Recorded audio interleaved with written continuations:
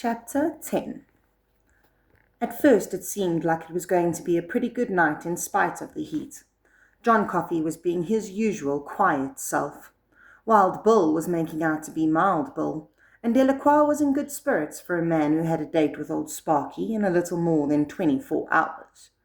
He did understand what was going to happen to him, at least on the most basic level. He had ordered chili for his last meal, and gave me special instructions for the kitchen. "Tell him to lay on that hot sauce," he said. "Tell him the kind that really jump up your throat and say howdy. The green stuff, none of that mild. That stuff griped me like a motherfucker. I can't get off the toilet the next day, but I don't think I'm gonna have a problem this time, n'est-ce pas?" Most of them worry about their immortal souls with a kind of moronic ferocity, but Delacroix pretty much dismissed my questions about what he wanted for spiritual comfort in his last hours.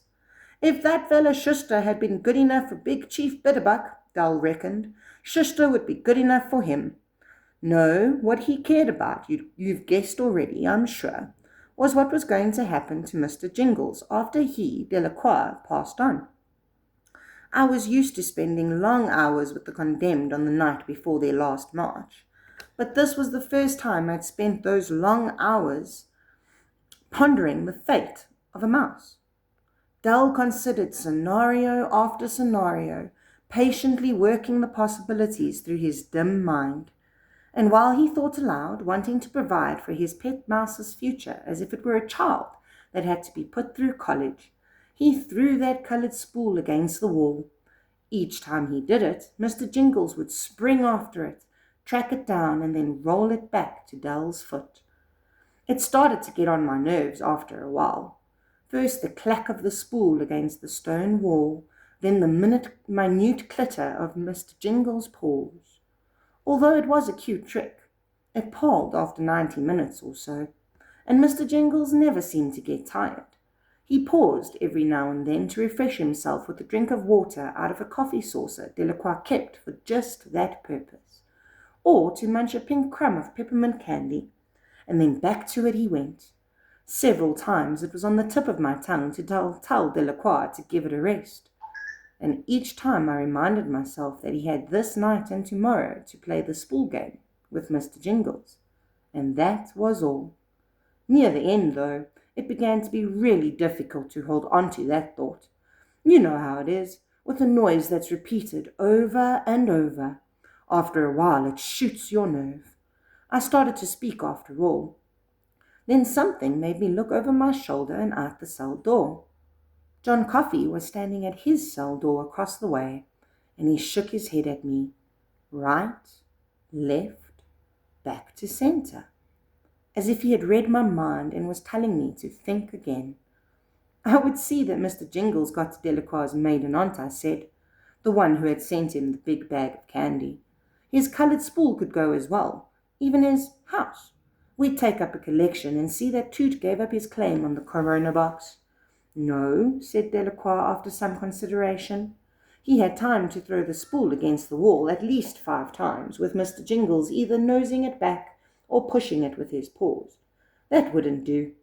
Aunt Hermione was too old. She wouldn't understand Mr. Jingles' frisky ways. And suppose Mr. Jingles outlived her, what would happen to him then? No, Aunt Hermione just wouldn't do. Well, then, I asked, suppose one of us took it, one of us guards. We could keep him right here on E-Block. No, Delacroix said. He thanked me kindly for the thought. Certainement, but Mr. Jingles was a mouse that yearned to be free. He, Edward Delacroix, knew this, because Mr. Jingles had, you guessed it, whispered the information in his ear. All right, I said. One of us will take him home, Dull. Dean, maybe. He's got a little boy that would just love a pet mouse, I bet. Delacroix actually turned pale with horror at the thought. A little kid in charge of a rodent genius like Mr. Jingles? How in the name of le bon Dieu could a little kid be expected to keep up with the training, let alone teach him new tricks? And suppose the kid lost interest and forgot to feed him for 2 or 3 days at a stretch? Delacroix, who had roasted 6 human beings alive in an effort to cover up his original crime, shuddered with the delicate revulsion of an ardent anti-vivisectionist. All right, I said. I'd take him myself.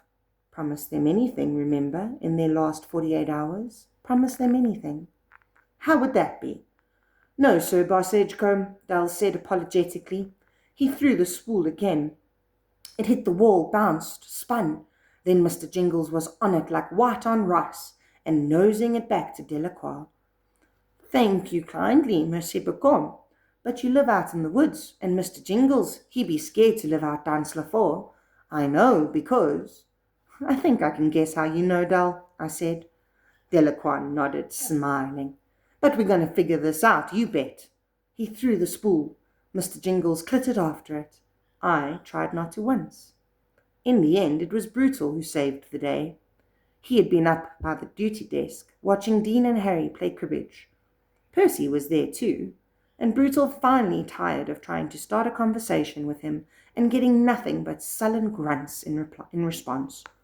He strolled down to where I sat on a stool outside of Delacroix's cell and stood there listening to us with his arms folded.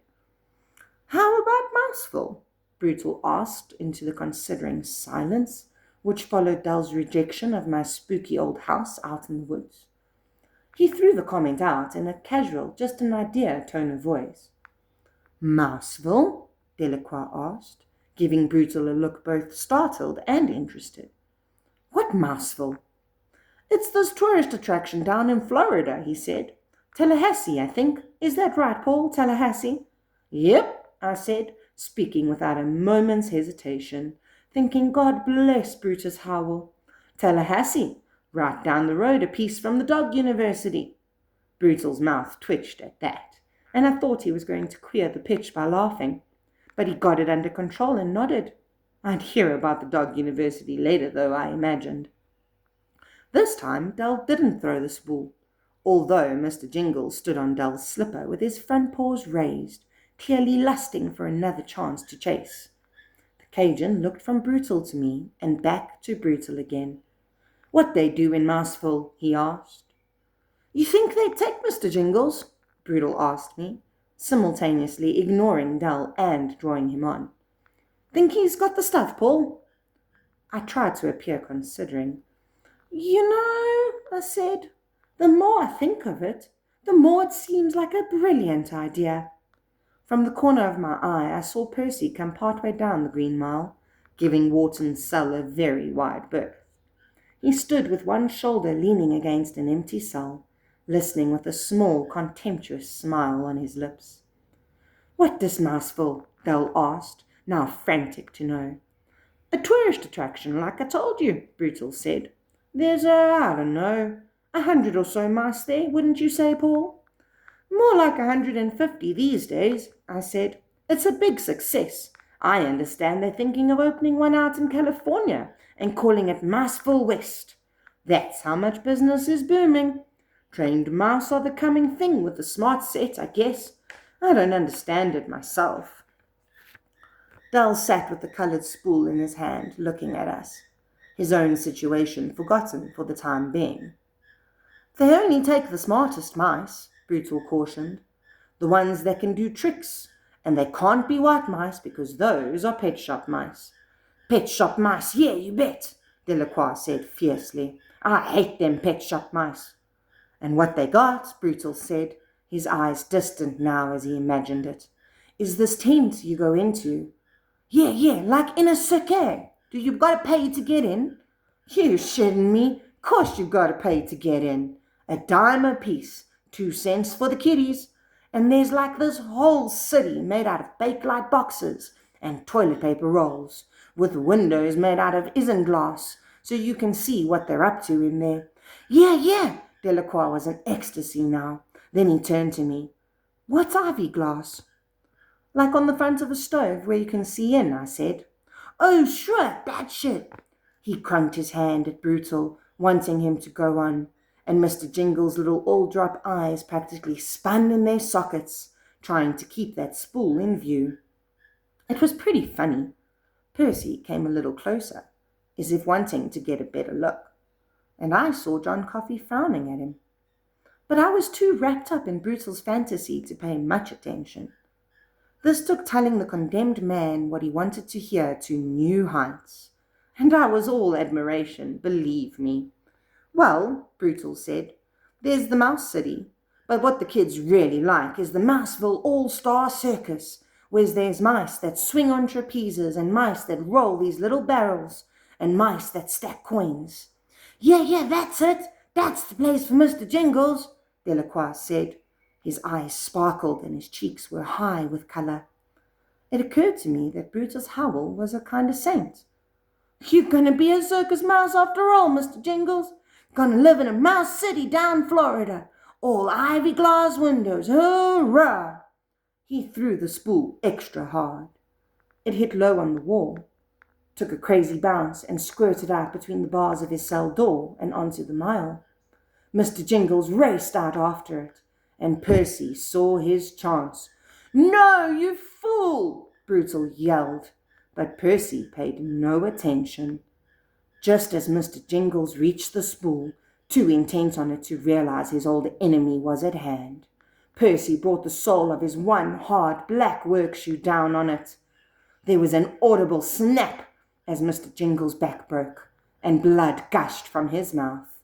His tiny dark eyes bulged in their sockets, and in them I read an expression of surprised agony that was all too human. Delacroix screamed with horror and grief. He threw himself at the door of his cell and thrust his arms out between the bars, reaching as far as he could, crying the mouse's name over and over. Percy turned toward him, smiling, toward the three of us. "There," he said, "I knew I'd get him sooner or later. Just a matter of time, really." He turned and walked back up the Green Mile, not hurrying, leaving Mr. Jingles lying on the linoleum in a spreading pool of his own blood.